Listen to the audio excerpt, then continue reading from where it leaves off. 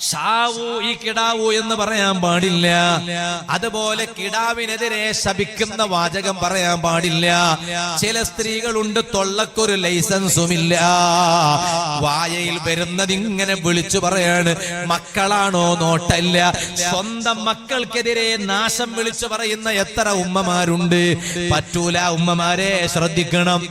നിങ്ങൾ ഈ കിടാവിടെ ഷാവു കൊണ്ട് ചൊന്നെങ്കിൽ ഈ കിടാവ് എന്തെങ്കിലും ഒരു നാശം വന്നാൽ അത് അലിംബൈക്കണായതും അനുഭവിക്കണായതും നിങ്ങൾ തന്നെയല്ലേ ഉമ്മമാരെ. അത് അനുഭവിക്കാൻ വേറെ ആരെങ്കിലും വരുവോ? അത് നിങ്ങൾ തന്നെയല്ലേ അനുഭവിക്കേണ്ടത്. അത് പറഞ്ഞിട്ട് ഈ കുട്ടി ഏതെങ്കിലും ഒരു വാഹനത്തിന്റെ ചുവട്ടിൽ വീണ് അപകടത്തിൽ പെട്ടുപോയാൽ പിന്നെ ആ കുഞ്ഞിനെ കിടത്തത്തിൽ കഴിയുന്ന കുഞ്ഞിനെ നോക്കേണ്ടത് നിങ്ങൾ തന്നെയല്ലേ.